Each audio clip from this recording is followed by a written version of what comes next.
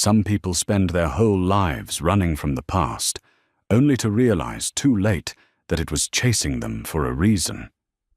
Thomas Greeley was 75, widowed and alone when he returned to the family farm he'd left 50 years ago. He came back to find peace in his final years, to work the land and let old memories fade. The farmhouse still stood, weathered but familiar, and his dog Scout was all the company he needed. But one morning, Scout started digging near the old equipment shed. What the dog uncovered changed everything. Buried beneath rotting timber was a rusted tin box filled with letters his mother had written, but never sent. The words inside revealed a brother he never knew existed, and the real reason his father sent him away. Could these secrets finally heal a lifetime of questions? Before we continue, tell us where you're tuning in from. And if this story touches you, make sure you're subscribed, because tomorrow I've saved something extra special for you. The gravel driveway crunched under the tires of Thomas Greeley's old Ford pickup as he pulled up to the farmhouse for the first time in 50 years. September had just begun, and the afternoon sun cast long shadows across the overgrown fields that had once been his father's pride. The corn should have been shoulder-high by now, ready for harvest. Instead, wild grass and thistle had reclaimed everything, swaying in the breeze like an ocean of forgotten dreams. Thomas sat in the truck for a long moment, engine ticking as it cooled, his hand still gripping the steering wheel. The farmhouse stood before him, a two-story structure with white paint peeling in long strips, revealing the grey wood beneath. The porch sagged on one side, and several shutters hung at awkward angles. But it was still standing. That counted for something. Scout whined softly from the passenger seat, a golden retriever mix with a greying muzzle that matched Thomas's own silver hair. The dog had been Margaret's idea 3 years ago, back when she'd still been well enough to take walks around their suburban neighborhood. "You need something to care for," she'd told him, her hand thin and cool in his. "Something that will need you when I'm gone." He hadn't wanted to hear those words then. Now, 2 years after her funeral, Scout was all he had left. "All right, boy," Thomas said, his voice rough from disuse. He hadn't spoken to another person in 3 days, not since he'd paid for gas at a station 2 counties back. "Let's see what we've got here." The air smelled different than he remembered, less like turned earth and livestock, more like decay and wild things. He walked slowly toward the house, Scout trotting ahead to investigate the overgrown yard. His knees ached, a constant companion these days, along with the stiffness in his lower back that never quite went away. 75 years had a way of making itself known in every joint and muscle. The front door wasn't locked. It probably hadn't been locked in decades. Thomas pushed it open, hinges screaming in protest, and stepped inside. Dust hung thick in the air, illuminated by shafts of afternoon light streaming through the dirty windows. The furniture was still there, his mother's old sofa, now home to mice by the look of it, his father's reading chair in the corner, the wooden coffee table his grandfather had built. Everything sat exactly where he remembered it, frozen in time, waiting. Thomas moved through the rooms slowly, each step stirring up more dust. The kitchen still had his mother's blue-checkered curtains, faded now to almost white. The cast-iron stove stood cold and rust-spotted. Upstairs, 3 bedrooms waited in silence. His old room at the end of the hall still had the same narrow bed, the same water-stained ceiling he used to study on sleepless nights. In the living room, he found something that stopped him cold. On the fireplace mantel, beneath a thick layer of dust, sat a framed photograph. Thomas lifted it carefully, wiping the glass with his sleeve. The black-and-white image showed a family, a man and woman standing behind a young boy, maybe 9 or 10 years old. His father looked stern even then, jaw set, eyes hard. His mother wore a careful smile, but Thomas could see the tension around her eyes, the way her hand gripped the boy's shoulder just a little too tightly. And there he was, young Thomas, gap-toothed and squinting against the sun, unaware of everything that would come later. The photograph must have been taken around 1952. He studied his mother's face, seeing things he hadn't understood as a child. The sadness there, the weight she carried. Margaret used to say he had his mother's eyes. Gentle, she called them. You see the world softly, Margaret would tell him. Like you're always looking for the good in things. But he hadn't been very good at that, had he? Not with their own children. Thomas set the photograph back on the mantel and lowered himself into his father's old chair. It groaned under his weight, but held.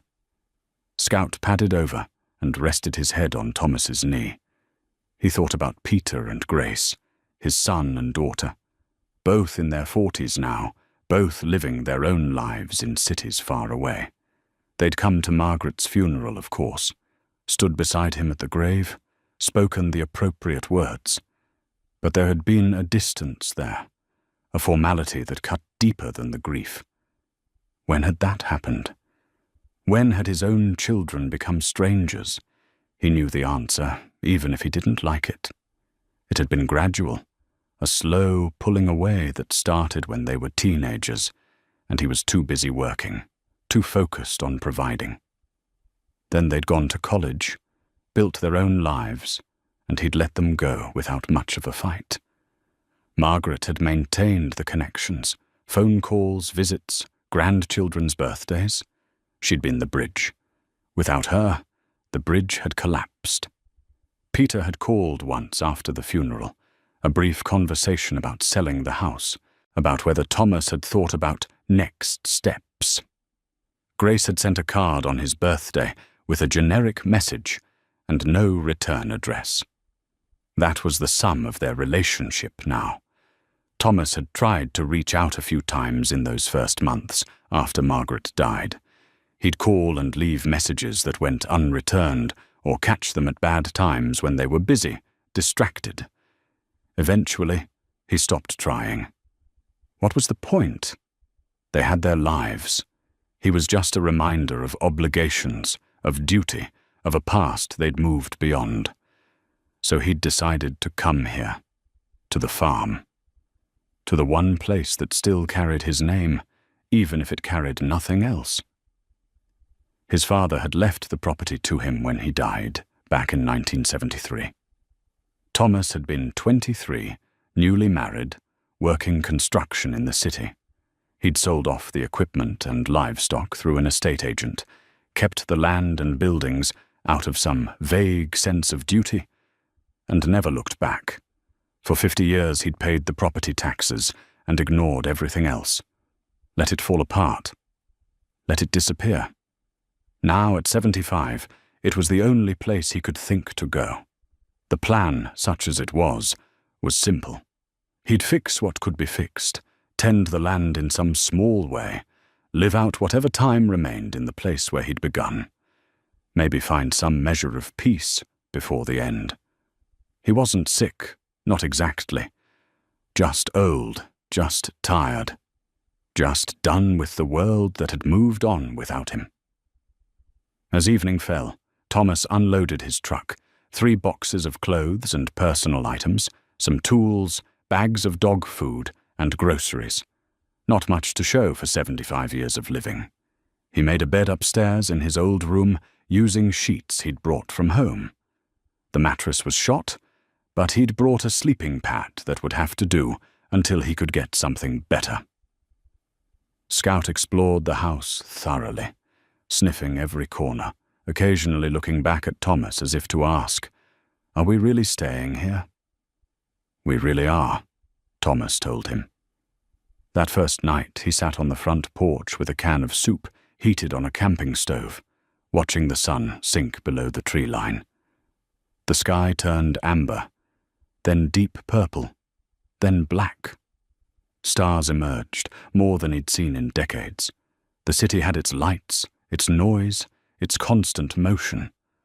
Here there was only silence and the sound of crickets singing in the tall grass. Scout settled beside him with a contented sigh. "Just you and me now, boy," Thomas said quietly. In the distance, he could see the dark shape of the old equipment shed, its roof partially collapsed, leaning precariously to one side.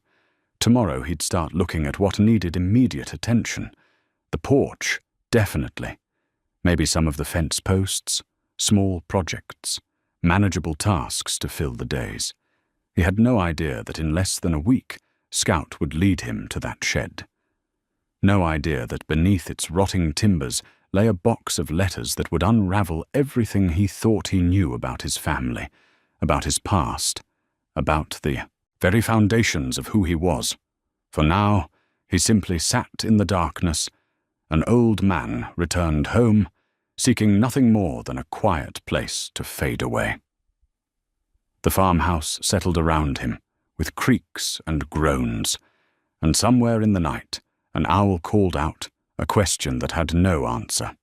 Thomas had fallen into a rhythm by the third morning. Wake at dawn, feed Scout, make coffee on the camping stove, then walk the property while the air was still cool. His knees protested the uneven ground, but the movement felt good. Purposeful.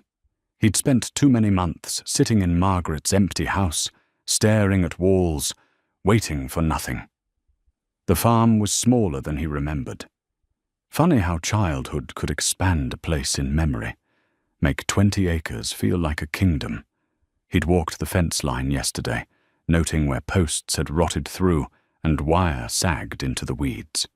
The barn was beyond saving, its roof completely gone, walls leaning inward like a drunk trying to stay upright. But the chicken coop was still intact, and he thought maybe he could repair it, get a few hens, something living besides himself and Scout.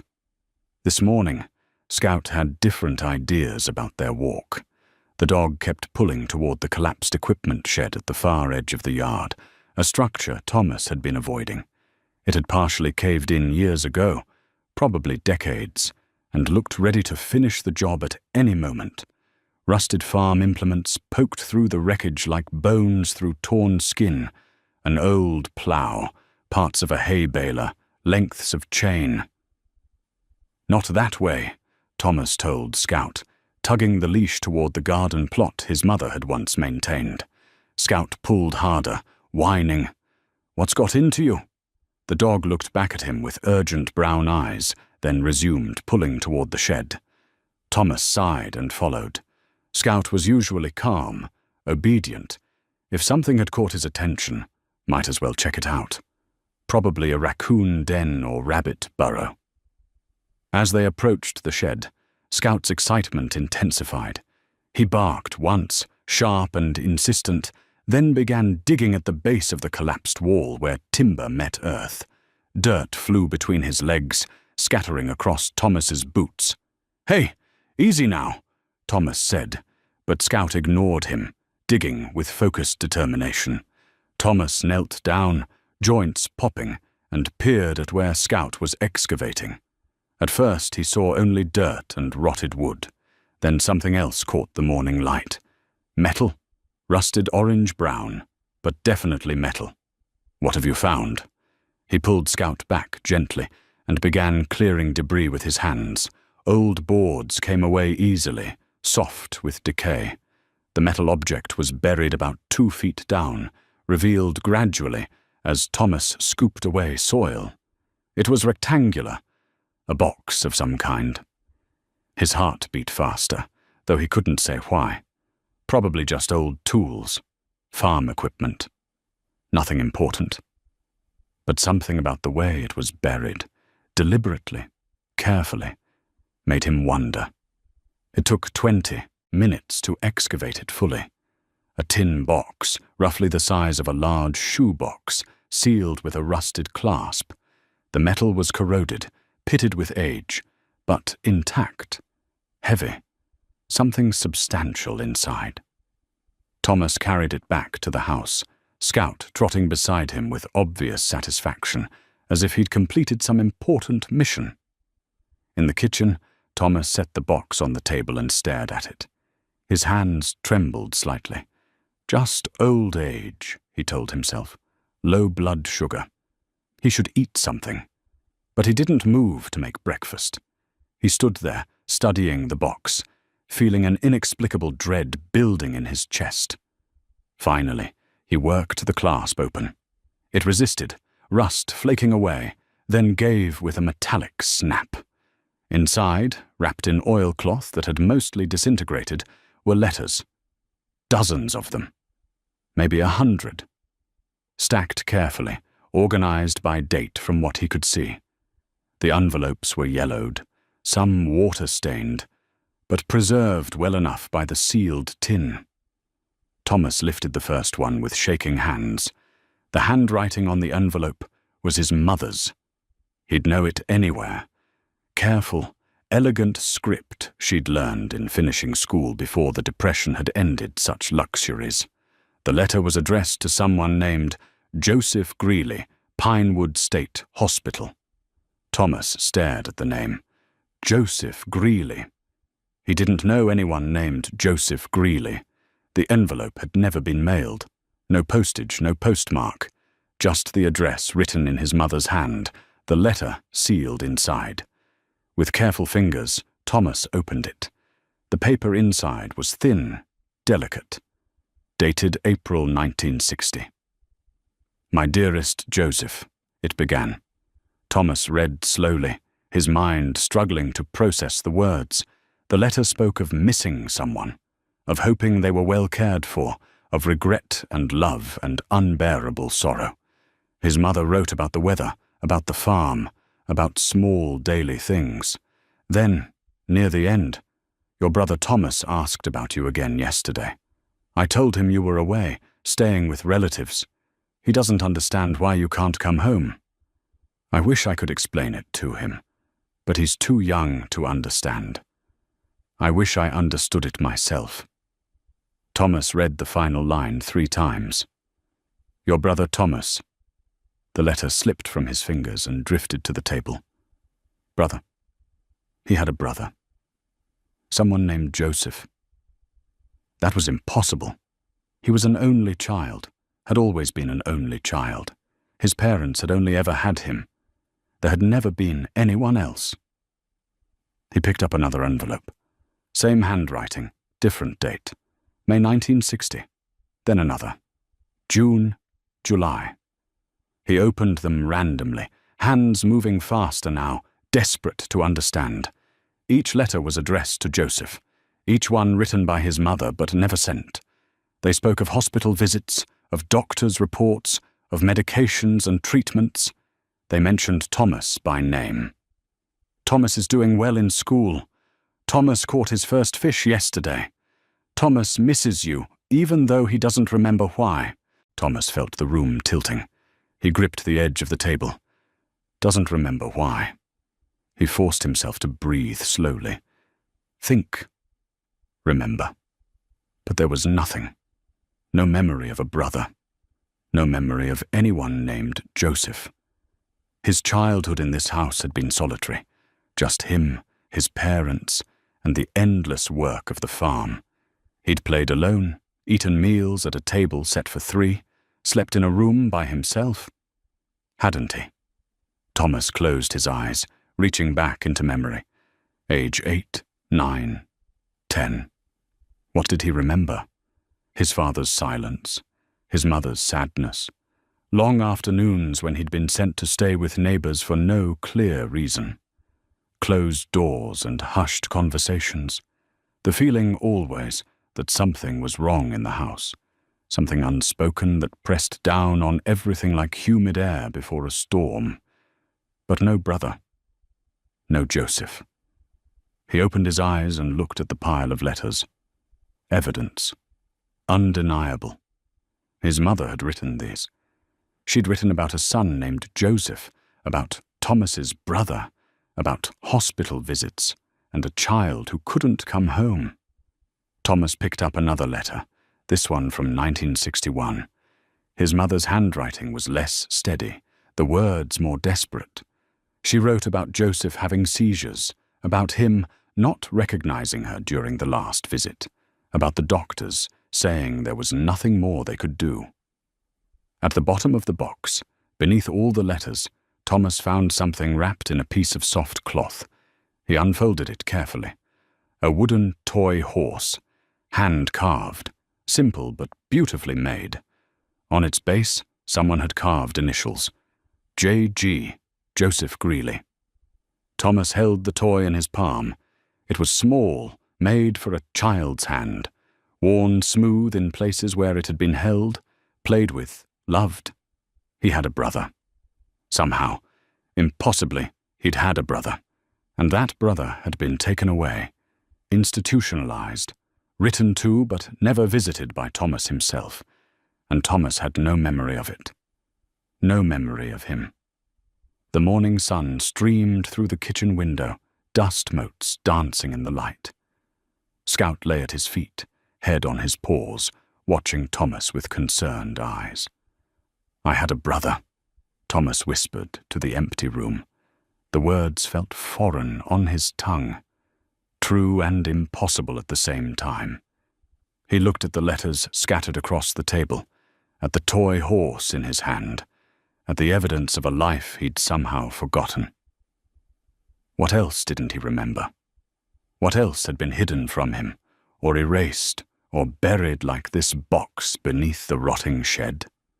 Thomas sat down heavily, still clutching the wooden horse, and began to read his mother's letters from the beginning, searching for answers to questions he hadn't known to ask. Thomas didn't sleep that night. He couldn't. The letters lay spread across the kitchen table like pieces of a puzzle he'd never known was incomplete. Every time he closed his eyes, he saw that name. Joseph Greeley. His brother. A person who should have been part of his life, part of his memories, part of who he was. But there was nothing. Just absence where something vital should have been. He made coffee as the first grey light of dawn crept through the windows. His hands shook as he poured, hot liquid splashing onto the counter. Scout watched him from the doorway, sensing his agitation, but not understanding it. Thomas had organized the letters chronologically during the long night. The earliest was dated January 1958, when Thomas would have been 8 years old. He picked it up now and read it again, trying to find some foothold in memory. "My precious Joseph," his mother had written. "You came into this world 3 days ago, and already my heart is so full I fear it might break. Your brother Thomas held you yesterday and said you were the best present he'd ever received. He's promised to teach you everything he knows when you're old enough. He doesn't understand yet how much care you'll need, but his intentions are pure and good." Thomas set the letter down carefully, as if it might crumble to dust. He'd been there, 8 years old, holding a baby brother, making promises, and he remembered none of it. The next several letters chronicled Joseph's infancy. His mother wrote about sleepless nights, about feeding difficulties, about a baby who cried more than seemed normal. Then, a letter from June 1958. "Dr. Patterson says Joseph's development is delayed. He can't say why yet, only that we should watch carefully and bring him back in 3 months. Thomas reached for the wooden toy horse. It sat in the center of the table, a small anchor of reality. He turned it over in his hands, studying the careful carving, the worn spots where small fingers had gripped it over and over. Someone had made this with love. For Joseph, his brother. The letters continued through 1958 and into 1959. Joseph wasn't walking when he should have been, wasn't speaking, had trouble eating solid foods. His mother's worry grew with each letter, the handwriting becoming less controlled, the words more desperate. By late 1959, the letters mentioned Thomas more frequently. Thomas tries to play with Joseph, but the baby only cries. Yesterday, Joseph knocked over Thomas's tower of blocks, and Thomas got so upset. I had to explain again that Joseph doesn't mean to cause trouble, that he can't help it. Thomas said he understood, but I could see the hurt in his eyes. Thomas stood and walked to the window. Outside, the farm lay quiet in the early morning. A rabbit hopped across the overgrown garden. Somewhere, a crow called.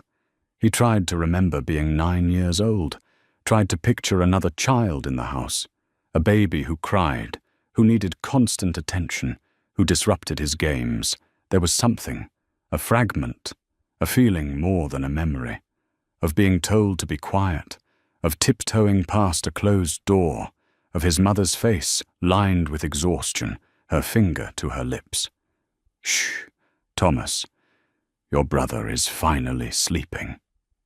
Had that happened? Or was his mind creating false memories from the letters, filling in blanks that should have stayed empty? He returned to the table and picked up a letter from March 1960. This one was different, longer. His mother's handwriting was unsteady, words crossed out and rewritten. "They tell me it's for the best," she wrote. "Dr. Patterson says Joseph needs specialized care we can't provide at home. The seizures are getting worse.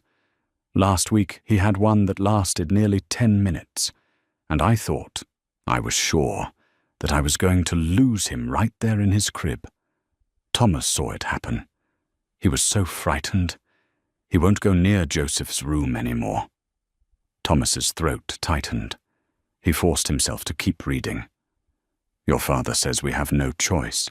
The hospital in Pinewood has doctors who understand these conditions. They can help Joseph in ways we can't. But how can I send my baby away? How can I put him in the hands of strangers?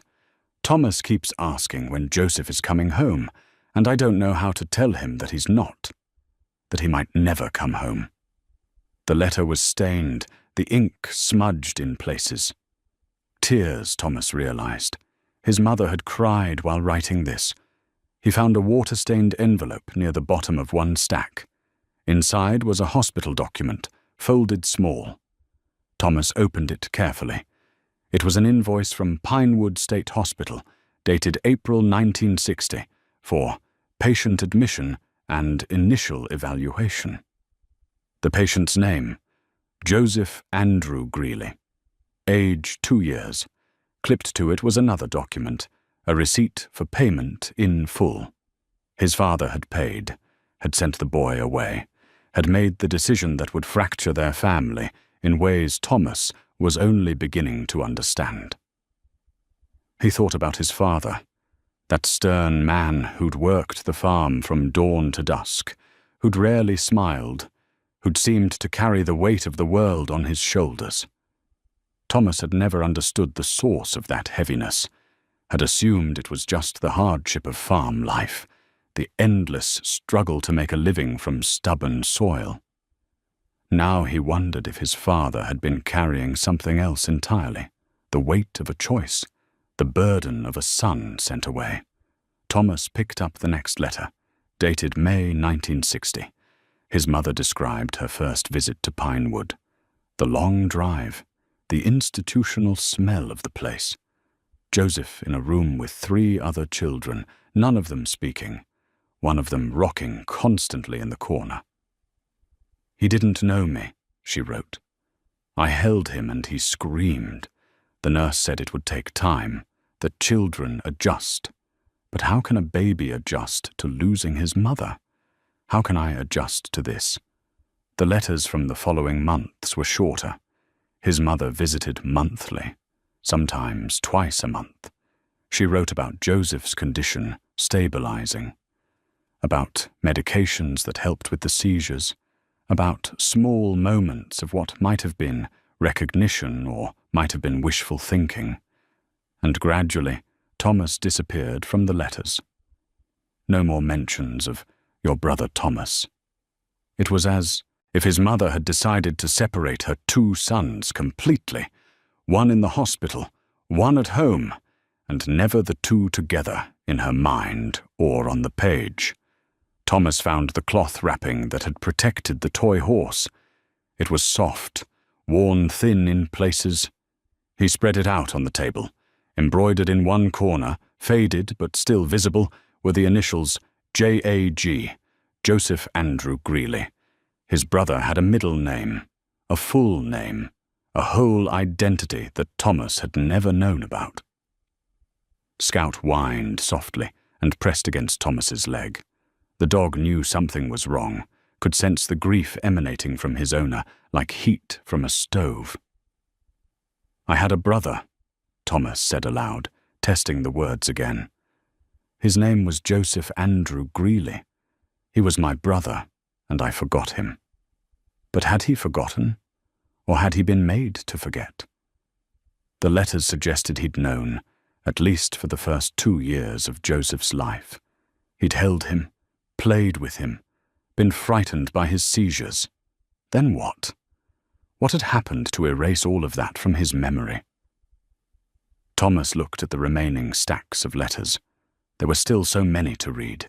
Years of his mother's one-sided correspondence with a son who probably never saw these words, never knew his mother was pouring her heart out onto paper each month.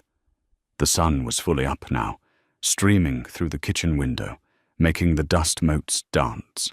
A new day. The farm waiting outside. But Thomas couldn't leave this table, couldn't stop reading, couldn't rest until he understood. He picked up the next letter, dated June 1960, and continued his journey into a past he should have remembered, but didn't. By the second day, Thomas had read through 3 years of letters. His mother had been methodical, writing at least once a month, sometimes more. Each letter addressed to Joseph, each one never sent. They'd been meant for no one's eyes, he realized, just his mother's way of processing grief too heavy to carry alone. The letters from 1960 and 1961 painted a picture of a family coming apart at the seams. Joseph's condition worsened despite the hospital's care. The seizures continued. He developed pneumonia twice. He stopped making eye contact entirely, retreating into whatever silent world his damaged brain had created for him. And at home, Thomas, young Thomas, the boy he'd been, had started to forget. His mother wrote about it in a letter from September 1960. "Thomas asked me today who lived in the room next to his. I told him it was storage now, that we'd moved things around. He accepted this without question. I don't know if he's truly forgetting Joseph or if he's trying to protect himself from the pain. Either way, I'm losing both my sons." Thomas set the letter down and rubbed his eyes. They burned from lack of sleep and too much reading. His coffee had gone cold hours ago, but he didn't bother making more. He tried again to remember, closed his eyes, and reached back to age 10, 11. What had been in that room next to his? He'd always thought of it as storage, hadn't he? A place for old furniture and boxes of his mother's things. But maybe once it had been something else. The fragment of a memory. Blue curtains. A mobile hanging over a crib. Wooden animals spinning slowly. The sound of crying that went on and on. Or was he imagining it? Creating false memories from the letters, his mind trying to fill in the gaps? Scout nudged his hand with a wet nose. Thomas absently scratched behind the dog's ears, grateful for the simple, uncomplicated presence. He picked up another letter, this one from November 1960. Something was paper-clipped to it, a yellowed invoice from Cedar Ridge County Hospital. Thomas unfolded it carefully. Extended psychiatric evaluation, minor child, the description read. The amount charged was substantial, especially for 1960. At the bottom, stamped in red ink, paid in full. Thomas stared at the words. Psychiatric evaluation. They'd taken Joseph to psychiatrists. Back then, in rural Iowa, that would have been almost unthinkable. The stigma alone would have been crushing. His mother's letter, attached to the invoice, explained. Dr. Patterson referred us to a specialist in Cedar Ridge. They kept Joseph for 5 days, running tests. The diagnosis is something called childhood schizophrenia with developmental delays and seizure disorder. The words mean nothing to me. The doctor said Joseph will never be normal, never be able to live independently, never be able to communicate in any meaningful way. He recommended permanent institutionalization. The next paragraph was heavily blotted, words almost illegible. Your father says we have to accept it, that we've done everything we can, that we have Thomas to think about, and this isn't fair to him. I screamed at him. I broke a plate against the wall. Thomas heard everything. I found him hiding in the barn afterward, crying. What have we become? Thomas felt tears on his own cheeks. He wiped them away impatiently. He was crying for a brother he didn't remember, for parents whose pain he'd never understood, for a version of himself who'd witnessed things no child should witness. The letters from 1961 showed his mother's slow resignation. She still visited Joseph monthly, but the visits were shorter. The boy didn't respond to her presence.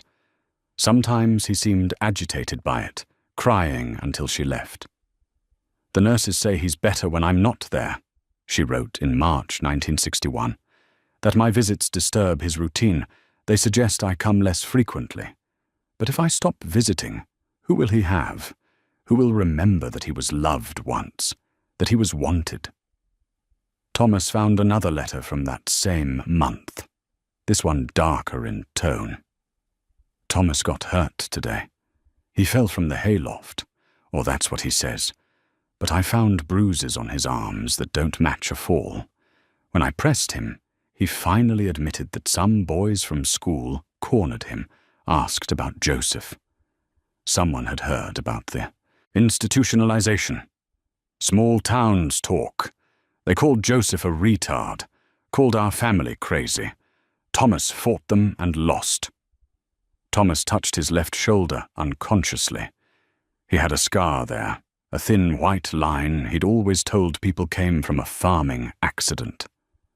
But now, reading his mother's words, he wondered. Had that been from the fight?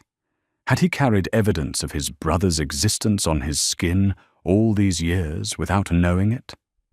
The letters from late 1961 and 1962 showed a shift. His mother wrote less about the visits and more about daily life on the farm, about Thomas's progress in school, about the crops and weather, about anything except the truth of their fractured family. And then, in a letter from April 1962, she wrote, I think Thomas has forgotten completely now. He mentioned yesterday that he wishes he had a brother, someone to help with chores and play baseball with. I said nothing. Your father caught my eye across the table and shook his head slightly.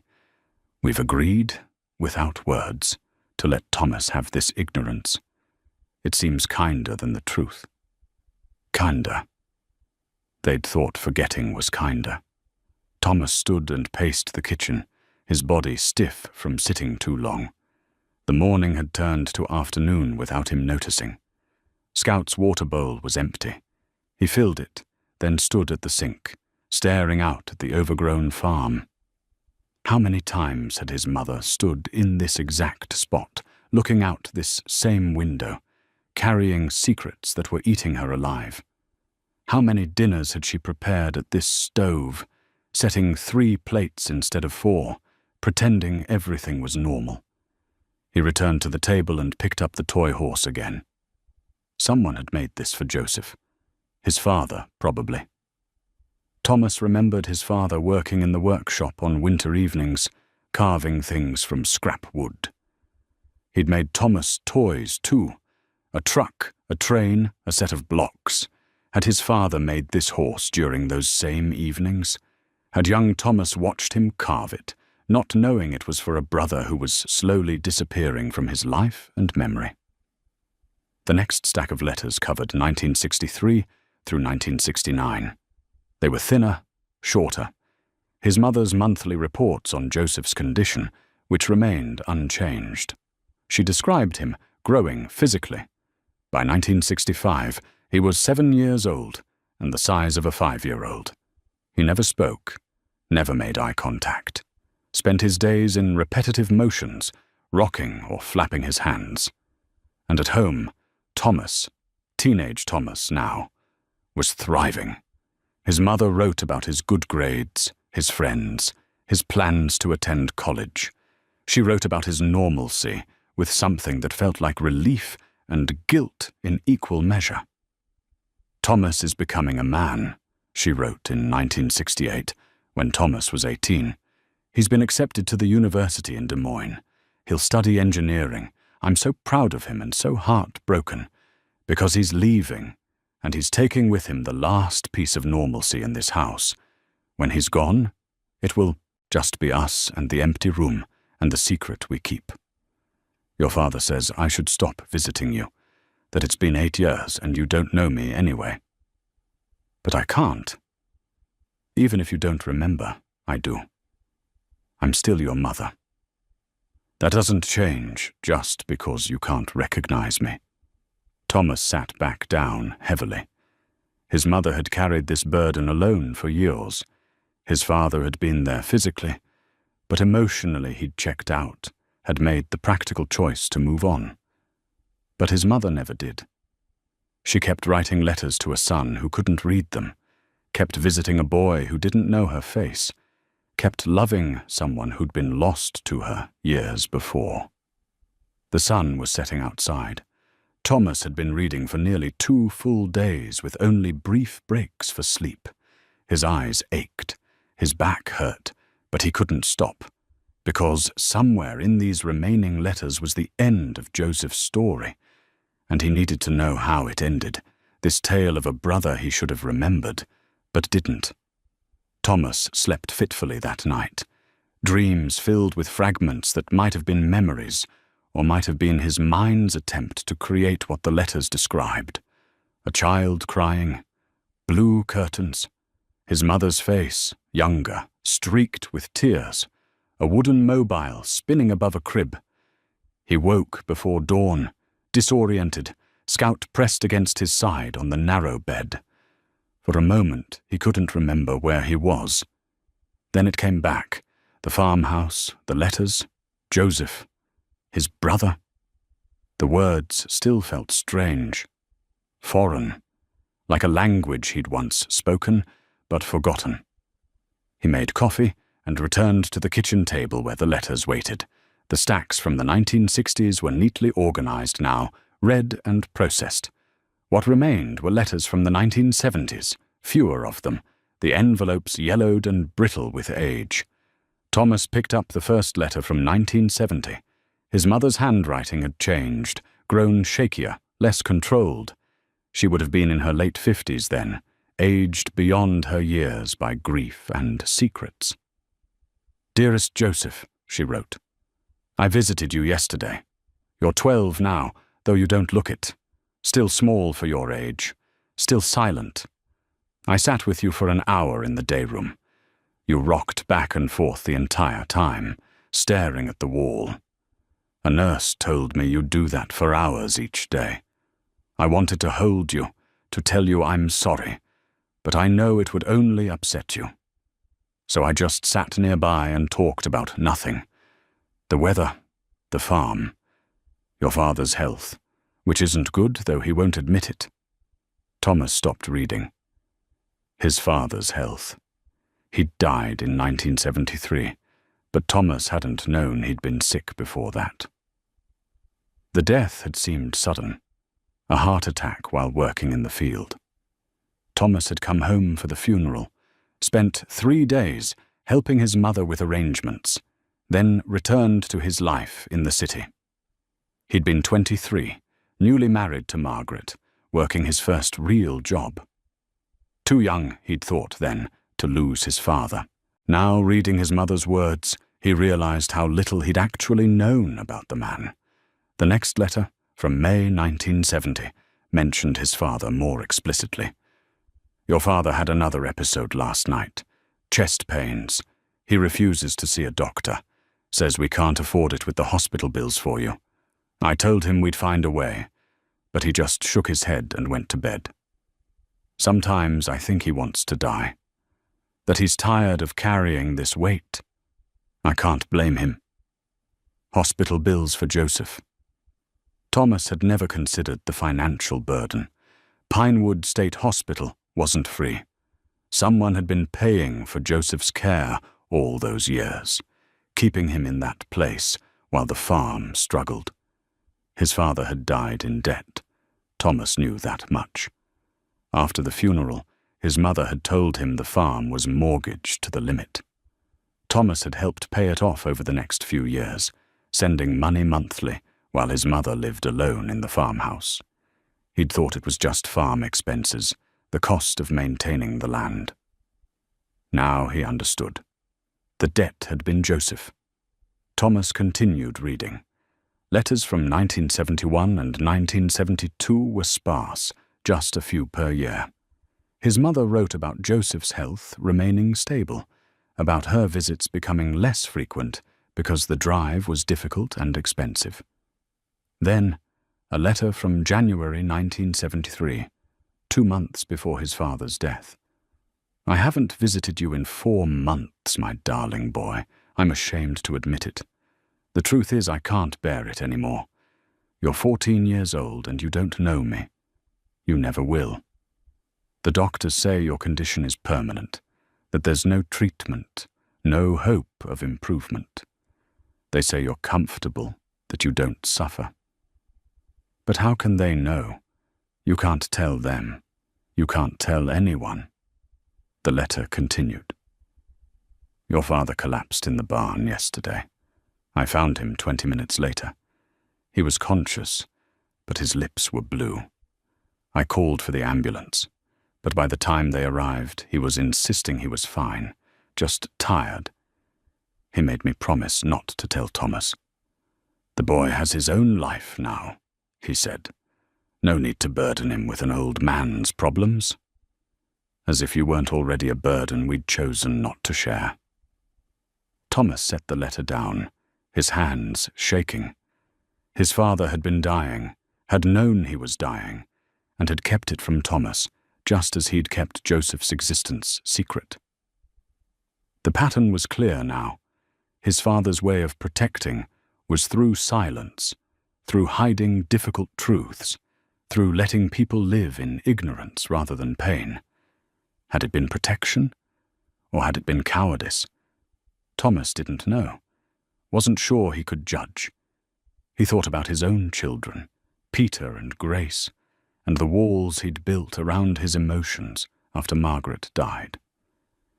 Maybe silence ran in the family like blue eyes, or a tendency toward bad knees. The next letter was dated March 1973, written just days before his father's death. "Your father is gone, Joseph. Heart attack in the field, just like Kitu. Always said he'd go, working until the end. Thomas came for the funeral. He looked so much like his father now, stern and closed off. He asked practical questions about the farm, about debts, about what I need. But he didn't ask about anything that matters. Didn't ask if I was all right, if his father and I were happy, if there was anything left unsaid. I suppose I taught him that. How to avoid the hard questions. How to keep moving forward without looking back. Thomas felt those words like a physical blow. He remembered that funeral, remembered being efficient and practical, handling arrangements while his mother sat silent and dry-eyed. He'd thought he was being strong for her. Now he saw it differently. He'd been distant, emotionally unavailable, just like his father. "The apple doesn't fall far from the tree," Margaret used to say, when she'd noticed him withdrawing during difficult conversations. She'd meant it affectionately, teasing, but there was truth in it. He'd learned from his father how to bury feelings, how to focus on tasks instead of emotions, how to build walls that kept pain out but also kept connection at bay. And his children had learned the same from him. Thomas stood and walked to the window. The sun was rising, painting the overgrown fields in shades of gold and amber. Scout followed and sat beside him, leaning against his leg. "I'm just like him," Thomas said quietly. "Just like my father. Keeping secrets, keeping distance, thinking it protects people when all it does is push them away." He thought about Peter and Grace, about the gap between them that had seemed natural and inevitable. But maybe it wasn't. Maybe it was a pattern, a learned behavior passed down like furniture or land. Thomas returned to the table and picked up the next letter. It was dated April 1973, just weeks after his father's funeral. His mother's handwriting was barely legible, the words wandering across the page. "I went to see you today, Joseph. First time in 6 months. I told myself I needed to see you, to tell you that your father is gone. But you wouldn't understand. You didn't even look at me when I sat down, just kept rocking, back and forth, in that same rhythm you've had for years. I stayed 10 minutes. That's all I could manage." The letter continued. "I thought about telling Thomas about you at the funeral. Almost did. Twice. But what would be the point? He's building his own life. Why burden him with this? Why make him carry what we carried? Let him have his ignorance. Let at least one of us be free." Thomas closed his eyes. His mother had made the same choice his father had. Silence over truth. Protection through ignorance. They'd both decided he was better off not knowing. And maybe they'd been right. What would it have changed if he'd known? Would he have visited Joseph? Would it have helped anything? Or just added more weight to an already heavy burden? But looking at the letters spread across the table, at the evidence of his brother's existence carefully preserved and buried, Thomas thought maybe the point wasn't about changing anything. Maybe the point was simply knowing, remembering, acknowledging that Joseph had existed, had mattered, had been loved despite everything.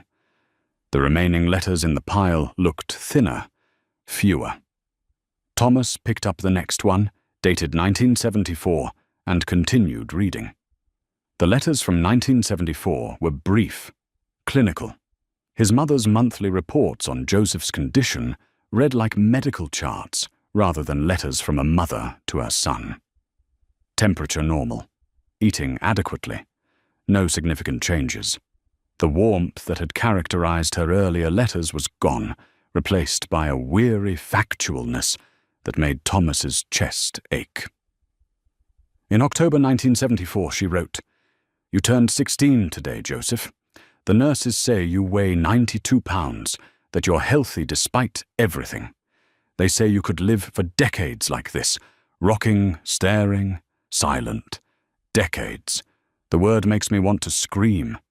Is this living? Is this what I fought so hard to preserve when you were small, and the doctors said you might not survive?" Thomas paused, looking at the date. October 1974. He would have been 24 then, married to Margaret for 2 years. They'd been trying for their first child, he remembered. Margaret had been hopeful, talking about baby names, painting the spare bedroom yellow, because it would work for either a boy or girl.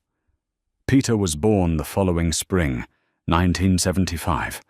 Thomas remembered his mother coming to visit in the hospital, remembered her holding the baby with tears in her eyes.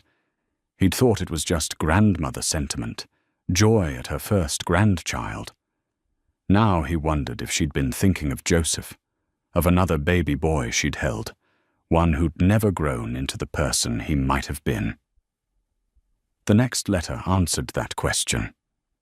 Dated May 1975, written on what must have been one of her visits to the hospital. I held Thomas's son yesterday. Peter, a beautiful, healthy boy with all his fingers and toes and a cry that could wake the dead. Margaret let me feed him, and I sat there in their cheerful apartment with this perfect child in my arms, and all I could think about was you. About how different things might have been. About how unfair it is that some children get everything while others get nothing. The words were brutal in their honesty. Thomas had to read them twice, trying to reconcile this bitter, grieving woman with the mother he remembered. Gentle, resigned, quietly fading into the background of his life. But of course she'd been bitter. Of course she'd grieved. She'd lost a son while everyone around her celebrated new life, pretended that loss didn't exist. The letter continued. I'm a terrible person for thinking such things. Peter is innocent. He deserves every bit of joy and health he has. But standing there in that hospital nursery, I wanted to scream at all those happy parents. Do you know how lucky you are?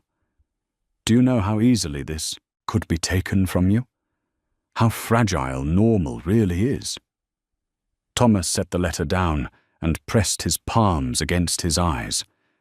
His mother had stood in that nursery, had held Peter, had smiled and cooed and said all the appropriate grandmother things.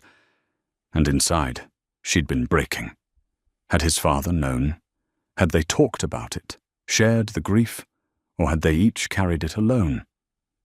The next letter was dated July 1975. The handwriting was shaky, words crossed out and rewritten. Joseph, my darling boy, I have to tell you something, though you'll never hear these words. You died 3 days ago. Pneumonia, they said. Your lungs were never strong. You were 23 years old. You never spoke a word in your life. Never knew your own name. Never knew mine. Thomas stopped breathing. The letter trembled in his hands. Joseph was dead. Had been dead for 50 years. They called me at 6 a.m, his mother wrote. A nurse with a kind voice, professional sympathy. They said you passed peacefully in your sleep, that you didn't suffer. How would they know? You couldn't tell them if you were suffering. You could never tell anyone anything. The next paragraph was heavily blotted, nearly illegible. I should feel relief. That's what everyone will expect when they find out. Relief that it's finally over, that the burden is lifted. And God help me, there is relief. But there's also this hole in my chest where my heart should be. Because you were my son. Difficult, damaged, impossible to reach. But mine. And now you're gone, and I never. The sentence ended there, unfinished. The rest of the page was blank, except for one line at the bottom. I'm burying these letters with you, my darling. All of them. Every word I never sent. So you'll finally know you were loved. But she hadn't buried them. She'd put them in the tin box and hidden them under the equipment shed. Why? Had she changed her mind? Had something stopped her? Thomas picked up the next letter with trembling hands. It was dated August 1975, a month after Joseph's death. I couldn't do it, his mother wrote. They cremated you. I couldn't afford a burial plot, and your father's grave is in the family cemetery where Thomas visits. I couldn't put you there, couldn't explain to him who you were after all these years of silence. So they gave me your ashes in a plain box, and I scattered them in the creek behind the farm. The water will carry you to the river, to the ocean eventually. You'll be everywhere and nowhere, just like you were in life. Thomas felt tears on his cheeks. He let them fall. I couldn't bury the letters, she continued. Couldn't let them go into the ground or burn with your ashes. They're all I have left of you. All I have left of the son I loved and failed in equal measure. So I'm keeping them, hiding them. Maybe someday someone will find them and know that you existed, that you mattered, that you were mourned. The remaining letters in the box were fewer now, years passing between them. His mother wrote to Joseph's memory, to the space he'd left behind. She wrote about watching Peter grow, about Grace being born in 1977, about Thomas building a good life in the city. Your brother is a good father, she wrote in 1980. Better than we were, I think. He's patient with his children, present in ways your father never was. Maybe because he doesn't carry our burden. Maybe ignorance really is bliss. Thomas thought about that assessment. Had he been a good father? Margaret had thought so, but his children might disagree. He'd been there physically, yes, but emotionally. He'd struggled with that, always had. The wall between what he felt and what he could express had seemed insurmountable. Maybe he'd been carrying a burden after all, not the knowledge of Joseph, but the absence of him, the ghost of a brother he'd forgotten, but whose loss had shaped him anyway. The second-to-last letter was dated 1985. His mother described her health failing, her visits to doctors, the diagnosis she hadn't told Thomas about because he was busy with his own life. "I'm dying," she wrote simply. "Cancer. They give me 6 months, maybe a year. I should tell Thomas, but what's the point? He'll come, be dutiful, handle arrangements, just like he did when his father died. I've taught him well how to keep moving without feeling too much." The final letter was dated March 1989, just weeks before his mother's death. Thomas remembered getting the call from a neighbor, rushing to the hospital, arriving too late. She'd died alone while he was on the highway, driving too fast, trying to reach her in time.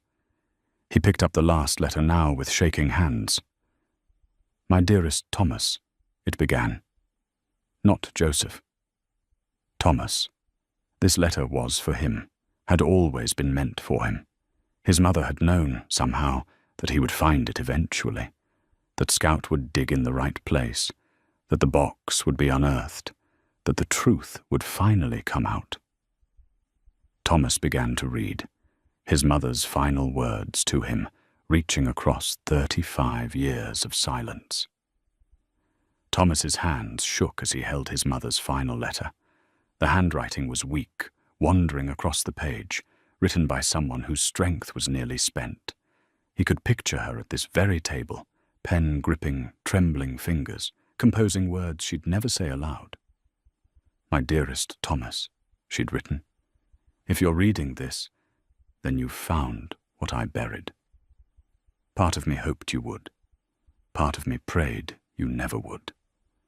I don't know which prayer God answered, but here we are." Thomas wiped his eyes and continued reading. "You had a brother named Joseph. By now you've read the letters. You know about his condition, his institutionalization, his death. You know that we kept him from you, that we let you forget. I won't apologize for that choice. We did what we thought was right, what we thought would protect you. Whether we were right or wrong, I'll never know." The letter continued for several paragraphs, his mother explaining her reasoning, her grief, her hope that he would understand. Thomas read it all, absorbing her perspective, feeling the weight of her love and her mistakes. Then, near the bottom of the second page, his mother wrote something that made the room tilt. "But there's more you need to know, Thomas. Something I couldn't write in the other letters because the shame was too great. Joseph wasn't born to us. Not in the way you think." Thomas's breath caught. He read the line again, making sure he understood. He was adopted, but not from strangers. Joseph was family. He was your cousin. The words blurred. Thomas blinked hard, forcing himself to focus. Your father had a younger sister, Annie. You knew her, or you thought you did. We told you she died when you were young, in an accident. That was a lie. Annie didn't die until 1960, and it wasn't an accident. Thomas set the letter down, his mind reeling. Annie. He had vague memories of an aunt, a young woman with sad eyes who'd visited the farm occasionally when he was very small. He'd been told she died, though he couldn't remember being told exactly when or how. He picked up the letter again with trembling hands. Annie got pregnant in 1957. She was 19, unmarried. The father was a married man from town who wanted nothing to do with her once he found out. In those days, in this place, an unwed mother was ruined. The shame would have destroyed her, destroyed our whole family.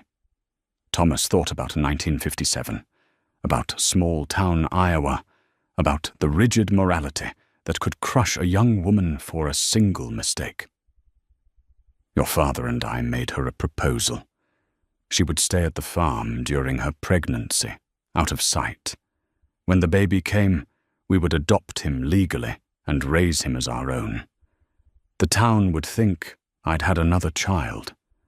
Annie would be free to leave, start over somewhere new without the stigma. So Joseph wasn't his brother. Not really. He was his cousin, born from scandal and desperation. Annie agreed. She had no choice, really. The pregnancy was difficult. She was sick most of the time, depressed. When Joseph was born in April 1958, we knew immediately something was wrong. He didn't cry like a healthy baby should. He struggled to breathe, to eat. But we went through with the adoption anyway. What else could we do? Thomas found he was gripping the table edge, knuckles white. His mother's words kept coming, relentless. For the first year, Annie stayed at the farm. She wanted to be near Joseph, to help care for him, even though legally he was ours. But it broke her heart every day, watching someone else mother her child, watching him struggle and knowing she'd brought him into a world of suffering. The next paragraph was heavily crossed out, then rewritten beneath. When Joseph's condition worsened, when the seizures started and the doctors gave their diagnosis, Annie blamed herself. She thought God was punishing her for her sin. No matter what we said, she believed she'd damaged him somehow, that her shame had poisoned him in the womb. Thomas felt sick. He stood and walked to the sink, splashed cold water on his face. Scout whined from his spot by the table, sensing distress. "I'm okay, boy," Thomas said, but his voice cracked on the words. He returned to the letter, forcing himself to continue. By late 1959, Annie couldn't bear it anymore. She left the farm, went to stay with cousins in Des Moines. We thought distance might help, that she could start building a life away from Joseph and the memories. But she kept coming back, showing up at the farm, asking to see him, crying when we said no because it upset you both. Thomas remembered something now, a woman coming to the house, his mother turning her away at the door, raised voices. He'd been hiding at the top of the stairs, listening. His father had said, "You can't keep doing this to yourself." And the woman had sobbed, "He's my son." He'd thought it was a neighbor, someone disturbed, nothing to do with him. But it had been Annie. It had been about Joseph. In March 1960, Annie came to the farm one last time, his mother wrote. Joseph had just been institutionalized the week before. Annie wanted to know where he was, wanted to visit him. Your father told her it would only make things harder. They argued. She said terrible things, that we'd stolen her baby, that we'd locked him away to hide our shame, that she should have kept him no matter what. The letter's handwriting deteriorated, becoming nearly illegible. 3 days later, They found her in Miller's Creek. She'd walked into the water and drowned herself. The sheriff called it an accident, said she must have slipped on the rocks. But we found a note in her room at her cousin's house. Just one line. "I can't watch my son disappear anymore." Thomas sat down hard, the chair scraping against the floor. Annie had killed herself. Joseph's birth mother had drowned herself in grief and guilt. "We buried her quietly," his mother wrote, "told everyone, including you, that she died in an accident. Added another lie to all the others we were already telling. What was one more? But I've carried it, Thomas.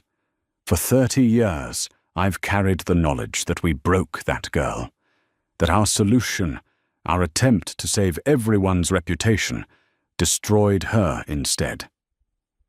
At the bottom of the tin box, Thomas found what he'd missed before, a sealed envelope, yellowed with age. He opened it with shaking fingers. Inside were legal documents, Joseph's birth certificate, listing Annie Greeley Holbrook as the mother, father unknown. The adoption papers, signed by Annie, by Thomas's parents, notarized and official. And a brief note in his father's handwriting, the only words from his father in the entire box. Annie's baby, born of shame but loved despite it. God forgive us for what we did to that girl. We thought we were helping. Maybe we were just protecting ourselves. Thomas laid the documents on the table beside, his mother's letter. The whole picture was clear now. Not just a brother he'd forgotten, but a cousin. Not just an institutionalization, but an adoption. Not just a death, but a suicide driven by unbearable grief. Layer upon layer of secrets, each one built on the last, until the weight had crushed everyone involved. His mother's letter had one final paragraph. "I'm telling you this now, Thomas, because I can't bear to take all these secrets to my grave. You deserve to know where you came from, what your family carried. Maybe you'll judge us. Maybe you'll hate us for the choices we made. Or maybe you'll understand that we were just people, doing the best we could with impossible situations. I pray it's the latter, but I'll never know. By the time you read this, I'll be long gone. I love you, son. I always did, even when I couldn't show it the way you needed. Your mother, always." Thomas sat in the silent kitchen as afternoon faded to evening, surrounded by the evidence of his family's tragedy. Joseph, Annie, his parents, all of them caught in a web of shame and silence that had destroyed them one by one. And him? Where did he fit in this story? The child protected through ignorance, raised without the burden of truth, free to build a normal life. But at what cost? Thomas sat motionless at the kitchen table long after the sun set, his mother's final letter still in his hands. The farmhouse creaked and settled around him, old wood contracting in the cooling evening air. Scout had given up trying to get his attention and lay curled by the door, occasionally lifting his head to check on his owner. The whole story was laid out now. Joseph, Annie, the adoption, the suicide, the decades of silence that had shaped his entire family. He thought about his children, Peter and Grace, both in their 40s, both living separate lives that barely intersected with his own. When had that distance started? Had it always been there, or had Margaret's death simply revealed what was already true? Thomas stood stiffly, his joints protesting after hours of sitting. He moved through the dark house to the stairs, climbed slowly to the second floor. The hallway stretched ahead of him, 3 doors visible in the dim light from the window at the end. His old room, his parents' room, and the third room, the one he'd always thought was storage. He stood in front of that third door for a long moment before pushing it open. The room was small, maybe 10 feet square. Boxes were stacked against one wall, old furniture covered with sheets. But there, in the corner, he could see the faint outline where a crib had once stood. The floorboards a slightly different color, protected from sunlight for years. Thomas knelt down slowly, running his hand over the spot. Here. Joseph had slept here, right next to Thomas's own room. They'd been brothers, or cousins, or whatever complicated thing their relationship had been, separated by a single wall. Had Thomas heard him crying at night? Had he heard the seizures, the distress, the sounds of a child who couldn't communicate his suffering? Maybe. Maybe those sounds had soaked into his young consciousness and been buried there, too painful to remember, too heavy for a child to carry. He stood and returned downstairs. In the kitchen, he gathered the letters carefully, organizing them back into chronological order. The photographs, the toy horse, Annie's documents, his mother's final confession, all the pieces of a story that had shaped 3 generations. Thomas knew what he had to do. The knowledge had been building since he'd read his mother's last letter, and now it crystallized into certainty. He couldn't keep this buried, couldn't let another generation grow up in ignorance, shaped by secrets they didn't know existed. He had to tell Peter and Grace. The thought terrified him. They barely spoke to him as it was. What would they think when he told them about Joseph, about Annie, about the web of lies and shame their grandparents had woven? Would they understand? Would they care? Or would they see it as just more proof that their father's family was broken, that the emotional distance he'd maintained their whole lives had roots deeper than they'd known? Thomas sat down and pulled a pad of paper toward him. The same kind of lined paper his mother had used for grocery lists, for farm records, for the mundane details of daily life. He uncapped a pen and stared at the blank page. How did you begin a letter like this?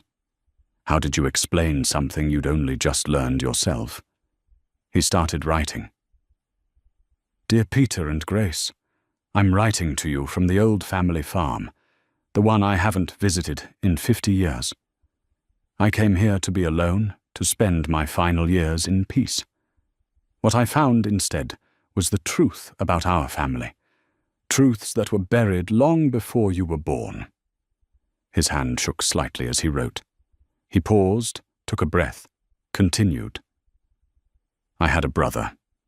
His name was Joseph Andrew Greeley. He died in 1975, the same year Peter was born. You never knew about him because I never knew about him. Our family kept secrets, passed down silence like some people pass down china or land. Thomas wrote for an hour, maybe more. He told them everything, Joseph's condition, the institutionalization, Annie's story, the adoption, the suicide. He explained how he'd found the letters, how he'd spent days reading through his mother's grief and his father's terse admissions. I'm telling you this now, he wrote, because I've realized something.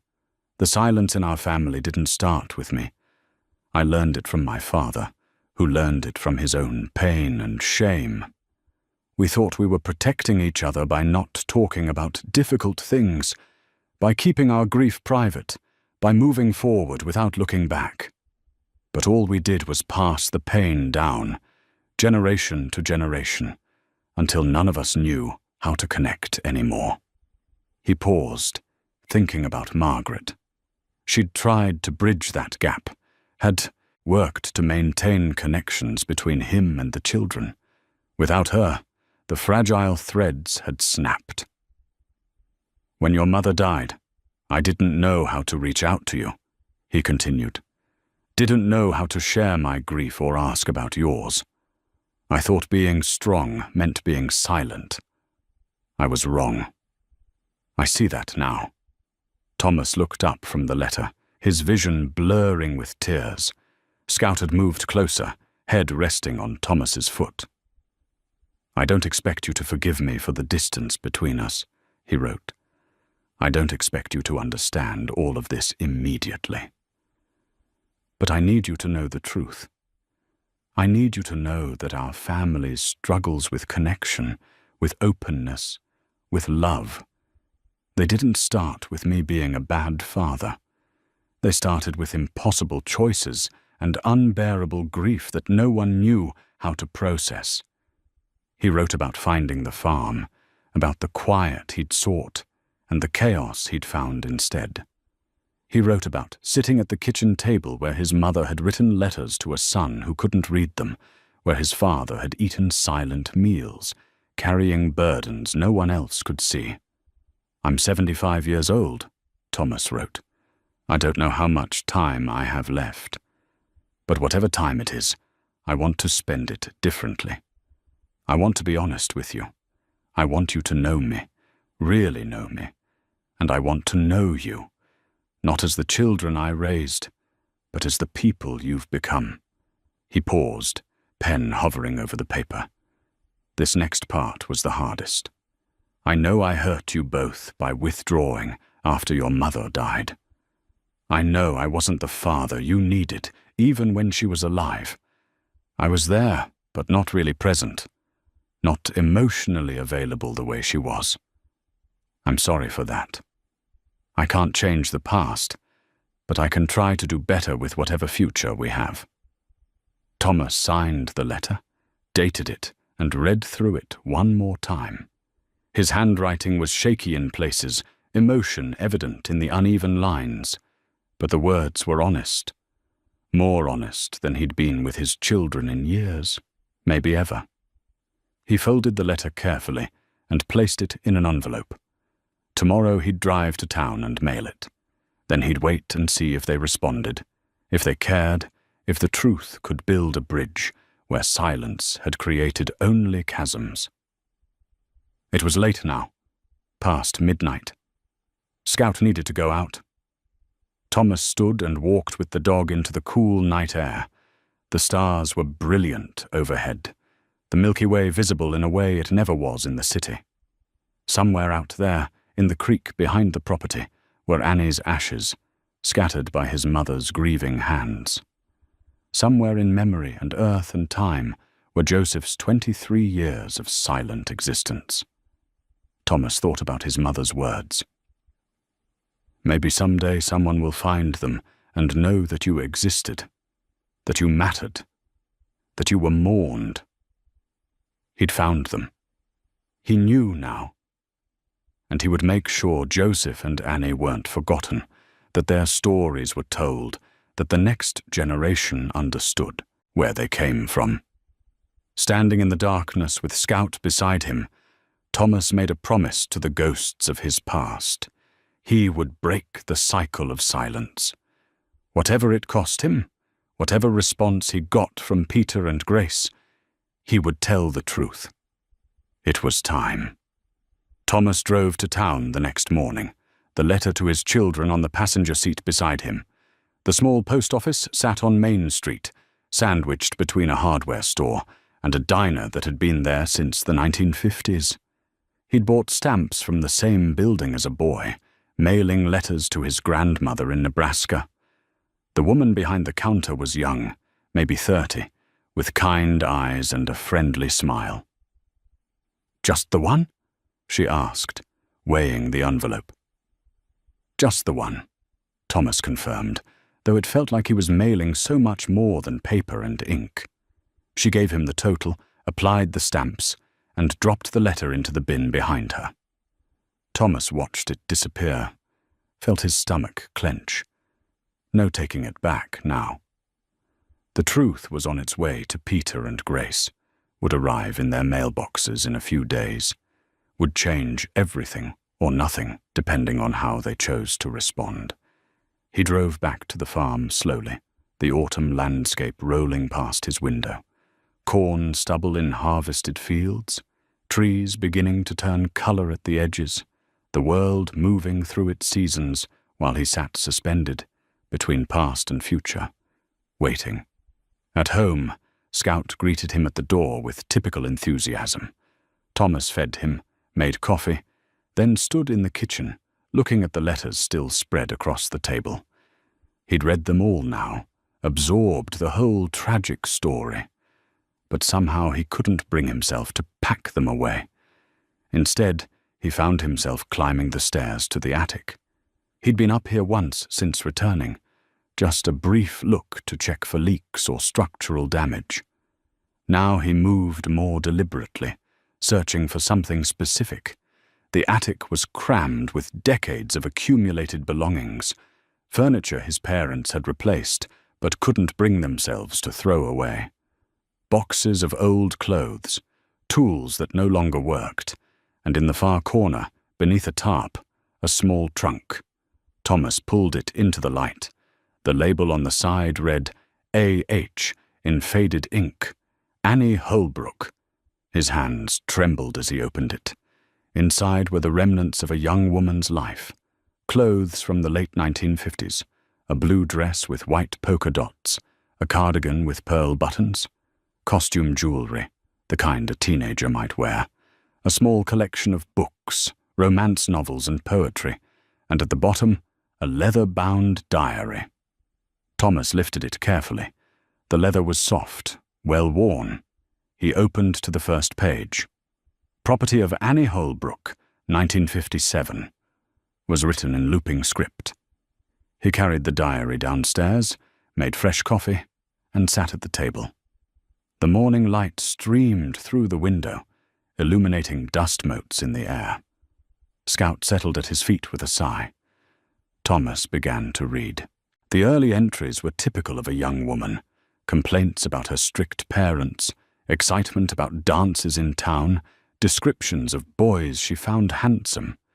Annie had been vivacious, hopeful, full of life and dreams. Then an entry from June 1957. I met someone. Can't write his name, can't tell anyone. He's older, sophisticated. Makes me feel special in a way I've never felt before. We met behind the church after the social. He said I was beautiful. He said he couldn't stop thinking about me. Thomas felt a chill. He knew how this story ended. The entries over the following months documented a secret relationship, meetings behind buildings, stolen hours when the man could get away.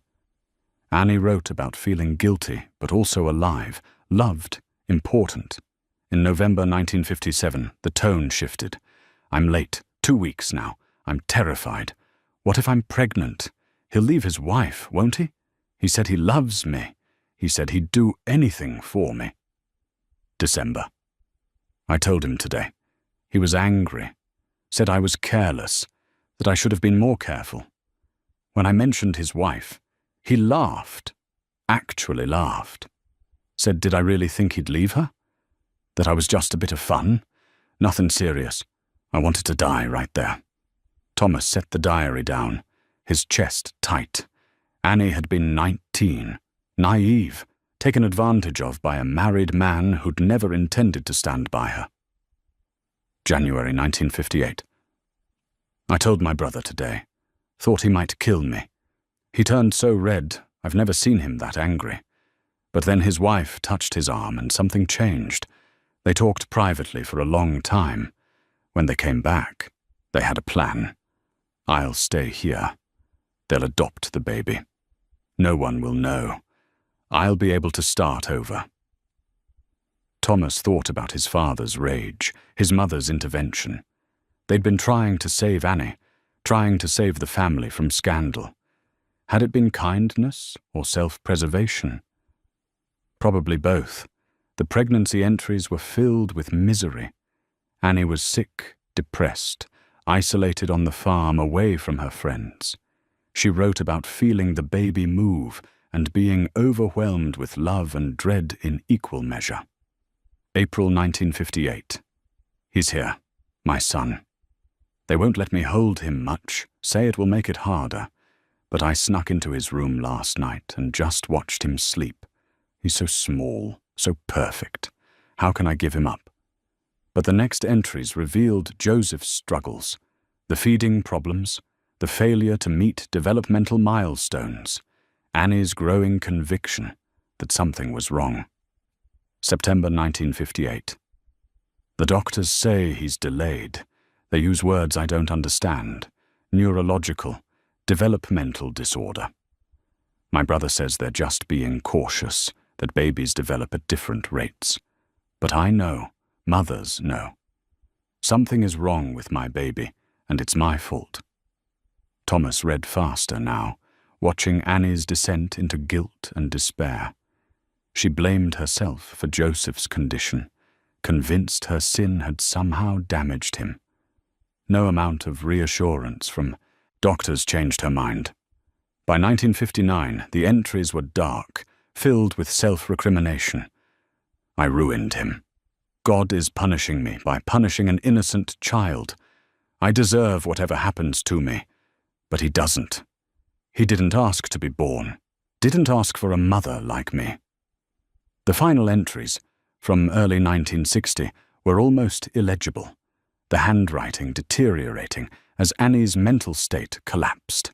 She wrote about not sleeping, about seeing Joseph's face everywhere, about not being able to bear the weight of what she'd done. March 15th, 1960. They took him away today, to some hospital where people will take care of him properly. I wasn't allowed to say goodbye. My brother says it's better this way, cleaner. But how can losing your child ever be clean? I'm so tired of fighting, of hurting, of living with this weight. March 18th, 1960. I can't do this anymore. I can't watch my son disappear into some institution while I'm supposed to go on living like nothing happened. Everyone says time will heal, that I'll move on. Maybe even get married someday and have other children. But they don't understand. I don't want other children. I want him. And since I can't have him, I don't want anything.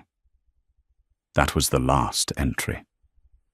3 days later, Annie had walked into Miller's Creek and not come out. Thomas closed the diary and sat in silence. The complete tragedy was clear now. Not just Joseph's suffering, but Annie's. A young woman destroyed by shame, by guilt she didn't deserve, by a world that offered her no good choices. He thought about his mother's final letter, her plea for understanding. They'd all been trying to survive an impossible situation, and they'd all been broken by it in different ways. Thomas stood and walked to the mantel where the old family photograph still sat. He looked at his father's stern face, his mother's careful smile, his own young, innocent expression. They'd all been carrying secrets, all been shaped by silence. But not anymore. Thomas had told his children the truth. Now he just had to wait and see if that truth could heal what silence had broken. The days that followed were strange, suspended. Thomas worked on the farm. Small repairs, clearing brush, fixing fence posts. Physical labor that kept his hands busy while his mind churned. Scout stayed close, seeming to sense his owner's unsettled state. He'd expected to feel relief after mailing the letter. Instead, he felt exposed, vulnerable in a way he hadn't anticipated. What had he done? Burdened his children with tragedies they'd had no part in. Exposed family shame that had been carefully buried for good reason. At night, he lay awake, wondering if they'd even read the letter. Peter might throw it away unopened. Grace might skim it and dismiss it as the ramblings of a lonely old man. Or worse, they might read it and judge him, judge all of them, for the choices made and secrets kept. On the 4th day after mailing the letter, Thomas decided to create something permanent, a memorial of sorts. He found the old family Bible on the mantel, right where it had always been. The leather cover was cracked, the pages yellowed. He opened it carefully to the family record section. There, In careful script were the names and dates, marriages, births, deaths, his grandparents, his parents' wedding in 1947, his own birth in 1950, but nothing about Joseph, nothing about Annie, except a brief note of her birth in 1938. Thomas retrieved a pen and, with a steady hand, began to write. Joseph Andrew Greeley, born April 15, 1958, adopted son, died July 12, 1975, age 17, beloved brother and cousin. Below that, Annie Louise Greeley Holbrook, born March 3, 1938, died March 20, 1960, age 22, beloved sister and mother. He stared at the words. Official now. Part of the permanent record. No longer buried or forgotten. Between the pages of the Bible, he found pressed flowers, wild flowers his mother must have placed there years ago. Delicate, faded to pale shadows of their original colors, but preserved. Thomas walked outside, Scout trailing behind. Behind the house, past the overgrown garden, was the small family cemetery. 4 headstones stood there. His grandparents, his parents. The stones were weathered but legible. There was no marker for Joseph, no stone for Annie. Thomas knelt in the grass and pulled weeds from around his parents' graves. The work was meditative, giving his hand something to do while his thoughts wandered. I found them, Mother, he said quietly. Found the letters, found the whole story. I know about Joseph, about Annie, about all of it. The only response was the wind rustling through the tall grass. You asked me to understand. I'm trying. I think I do, mostly. You are all just trying to survive something impossible. But the silence. His voice caught. The silence hurt us all, didn't it? You, Father. Me. Even Peter and Grace, though they don't know it yet. He sat back on his heels, looking at the graves. 2 people who'd carried unbearable weight their entire adult lives, who'd made choices they thought were right, and paid the price in quiet suffering. I told them, Thomas continued, told Peter and Grace everything. I don't know if they'll respond, but I had to break the pattern. Had to try. He stood, joints protesting, and walked back to the house. In the kitchen, he gathered items. The old family photograph from the mantel, a picture he'd found in Annie's trunk showing her as a teenager, and a small photograph from the hospital, records showing Joseph as a young boy. Using a frame he found in the attic, Thomas arranged the 3 photographs together. The complete family, finally acknowledged. He hung the frame on the mantel, right in the center, where anyone entering the house would see it. There, he said to Scout. Everyone visible. Everyone counted. That afternoon, Thomas walked the property with fresh eyes. He found the spot where Annie's ashes had been scattered, Miller's Creek, running along the back of the property. The water was low this time of year, burbling over smooth stones. He gathered wildflowers from the field, the same kind his mother had pressed in the Bible. Queen Anne's lace, black-eyed Susans, purple asters. He waded into the shallow creek and released them into the current, watching them float downstream. I'm sorry, Annie, he said. Sorry for what happened to you. Sorry you carried that weight alone. Sorry Joseph's life was so hard. You both deserved better. The flowers drifted away, caught in the current, disappearing around the bend. Back at the house, Thomas felt something shift inside him. Not quite peace, but something close to it. Acceptance, maybe. Understanding that the past couldn't be changed, but it could be acknowledged, honored, remembered truthfully instead of buried in shame. He thought about Peter and Grace, about the letter making its way to them. Whatever happened next was out of his hands.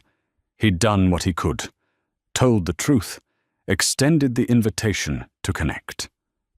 The rest was up to them. That evening, as the sun set over the fields, Thomas sat on the porch with the family Bible in his lap. He read through the names, the dates, the careful records of lives lived and lost. Now Joseph and Annie were part of that record, part of the family story, finally and forever. Scout lay beside him, head on his paws, content in the simple companionship. "Just us for now, boy," Thomas said, scratching behind the dog's ears. "But maybe not forever. Maybe they'll come. Maybe they'll want to know more, to understand where they came from." It was a hope, fragile but real, the first hope he'd felt in a long time. Inside the house, the framed photographs caught the last of the evening light. His parents, young Annie, small Joseph, and himself as a boy. All of them together at last, the complete and honest picture of the Greeley family. No more secrets, no more silence. Just truth, difficult and painful, but finally free. 2 weeks passed in quiet rhythm. Thomas rose with the sun, worked the land, read in the evenings, slept better than he had in years. The farm was beginning to show signs of care. The porch no longer sagged quite as much. The fence line stood straighter. The garden plot was cleared and turned for spring planting. He thought about Peter and Grace often, but tried not to obsess. They'd received the letter by now. Either they'd respond or they wouldn't. He couldn't control that. On a Thursday afternoon in late September, Thomas was replacing boards on the chicken coop when Scout started barking. The dog ran toward the driveway, tail wagging furiously. Thomas turned and saw a silver sedan pulling up to the house. His heart hammered. He didn't recognize the car, but when the door opened, he recognized the woman who stepped out. Grace. His daughter stood beside her car for a moment, looking at the farmhouse, at the fields, at him. She was 48 now, her dark hair showing threads of grey, her face lined in ways that made her look more like Margaret with each passing year. Thomas set down his hammer and walked toward her slowly, afraid if he moved too fast, she might startle and leave.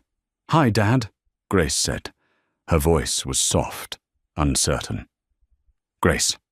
His own voice came out rough. "You came." "I got your letter." She held up an envelope. His letter, worn at the edges from being read multiple times. "I've read it about 20 times. I needed to see you, to see this place, to understand." Thomas nodded, not trusting himself to speak. Scout circled Grace excitedly, and she knelt to pet him. "This must be Scout," she said. "Mum mentioned him in her last emails to me."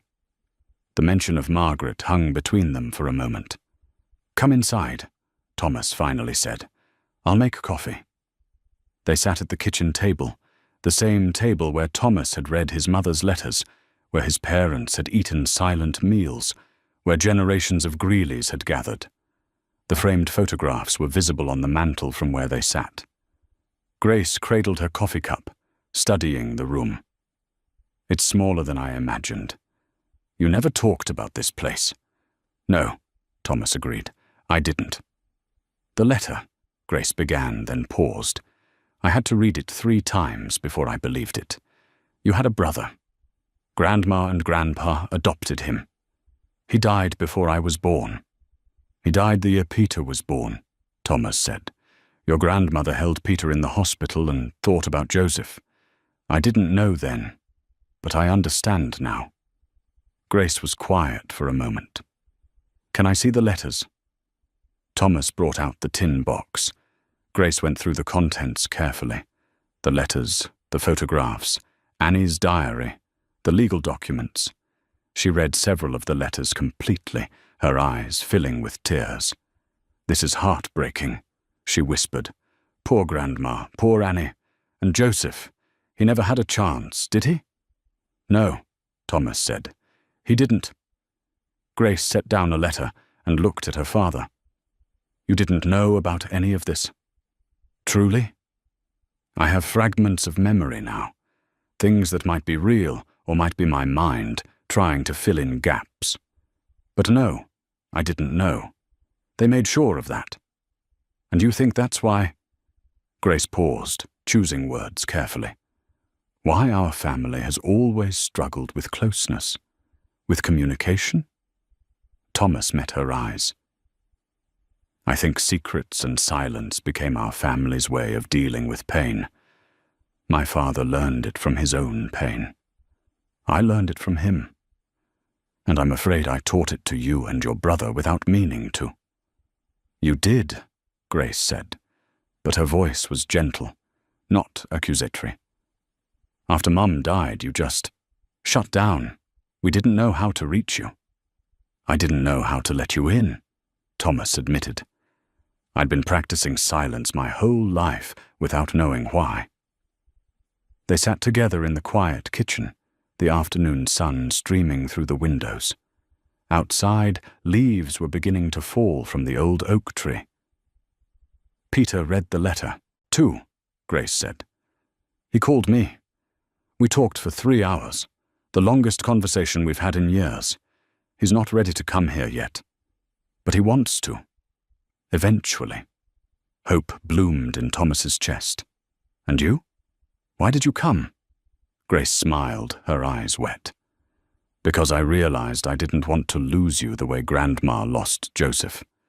I didn't want to wake up one day and realize we'd run out of time for honesty. She reached across the table and took his hand. I want to know you, Dad. Really know you. Not the silent, distant version you showed us growing up, but the real person underneath all that. Thomas squeezed her hand, unable to speak for a moment. When he found his voice, it was thick with emotion. I'd like that.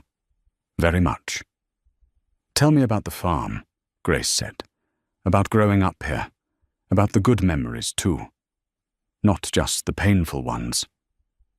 And so Thomas talked. He told her about summers, swimming in Miller's Creek, about learning to drive the tractor at age 12, about his mother's garden and his father's workshop. He showed her the rooms upstairs, pointed out the spot where Joseph's crib had stood. They walked the property together, Scout bounding ahead. Thomas showed her the family cemetery, the new entries he'd made in the Bible. Grace stood at the graves for a long time, reading the names of grandparents she'd barely known. Can I stay a few days? She asked as they walked back to the house. Help you with the repairs? I took the week off work, told them it was a family emergency. Is it? Thomas asked. An emergency? Grace considered. No, it's the opposite. It's finally doing what we should have done years ago.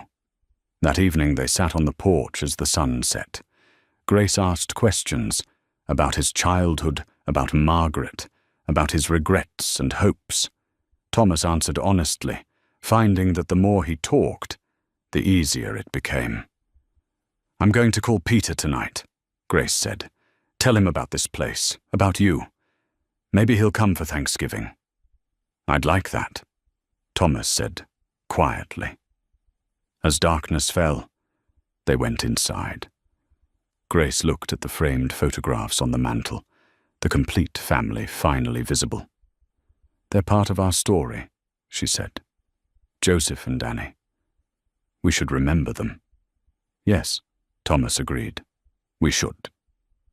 That night, Thomas lay in bed, listening to Grace moving around in the room next door, the room that had once been Joseph's. Instead of ghosts and grief, he felt something new. Connection. Hope. The possibility of healing.